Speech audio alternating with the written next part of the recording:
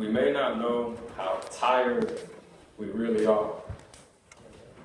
Some of us may be exhausted, tired, drained, and we may not even know just how tired we are.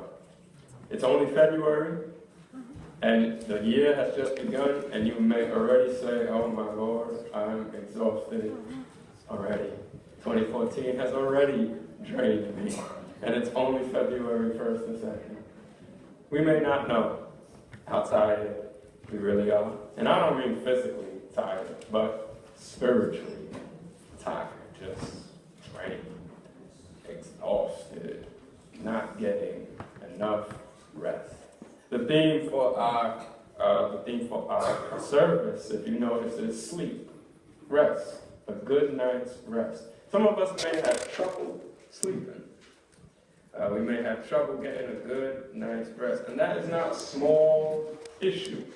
And although it is Sunday morning, it is an issue of our spiritual lives if we cannot get a good night's rest. Our mind, our heart may be bogged down by worry, by fears, by anger, by guilt, and we may not be able to sleep well. We may not be able to get the rest we need. And so we come here to be rejuvenated, but sometimes even coming to church may be exhausting. Sometimes coming to church may be tiring. And so today, this morning, I want us to focus on rest. What it is to find rest. What it is to be rejuvenated. What it is to realize that when we are tired, what is the type of tired that will give us the rest we need. This is Super Bowl Sunday, and apparently God loves football. It was said since November, the Farmer's Almanac said that on this particular day, February 2nd, there will be frigid temperatures and probably a blizzard. And all throughout, as time progressed, we realized how cold it was. How it was at times below freezing, it felt. How there was snow, and it seemed like the Farmer's Almanac was going to be correct. But lo and behold, on this Super Bowl Sunday, it's 50 degrees, and it's sunny, and it appears that the Lord loves American football. Right? But here you are.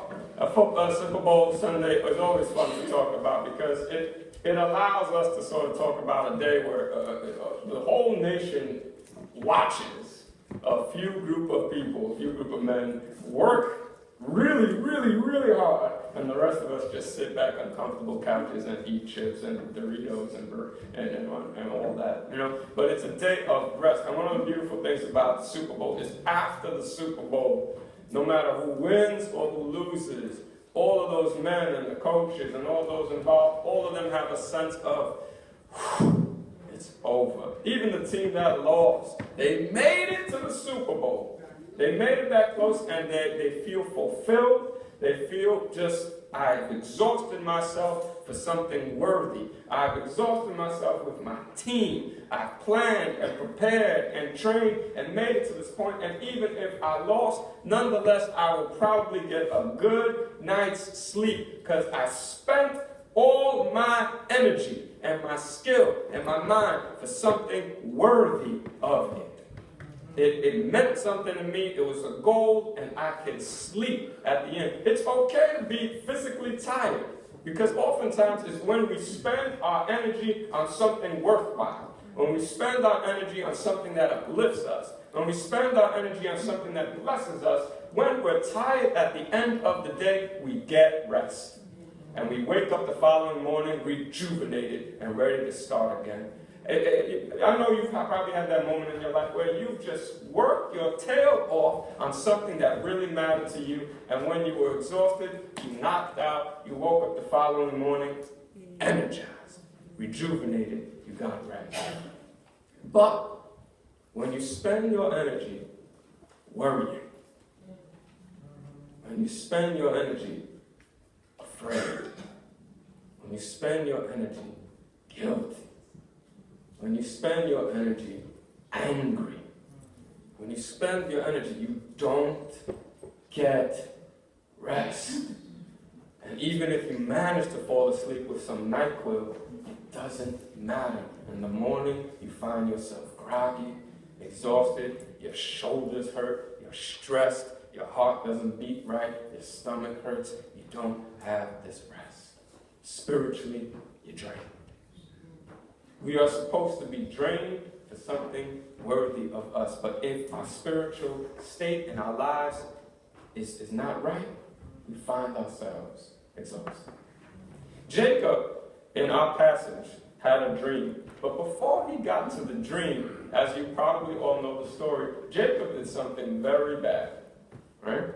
So Jacob is with his brother Esau. It's his older brother. And he has a father, Isaac. And he has a mother, Rebecca. Sorry, wrong. Rebecca, right? And the family is like any of your families. It's a little dysfunctional, right? All our families are a little bit dysfunctional. Matter of fact, this family is worse than your family. This family is very dysfunctional. So you have the wife who's plotting against the husband. You have the wife who prefers this kid, and the husband prefers this kid, and they are playing chess and trying to outdo one another. You know how bad the situation got? The father, Isaac, is blind. He's blind. And you know what the wife does? The wife helps the son put on some animal fur on his arms and prepares a meal to deceive the old blind man. Jacob, the son, deceives his own blind father just to get a blessing. That is cold. I know that may not seem like much to you, but the man's blind, and he's still deceiving him with this stuff. And Jacob deceives his father to get his blessing, but he deceives him by pretending to be his older brother Esau, whom Isaac liked. Isaac preferred Esau because Esau was a hunter. Esau was a bit more scruffy. He had hair all over. He was very, very brawny. He could play for the Super Bowl, right? Esau was very athletic. Jacob he had soft hands. Clergy hands, right? He had, he was smooth, right? He was a mama's boy. He would not play for the Super Bowl. He would report on the Super Bowl, right? So there's a fine difference, right? And the mother loved Jacob, and the father loved Isaac loved Esau.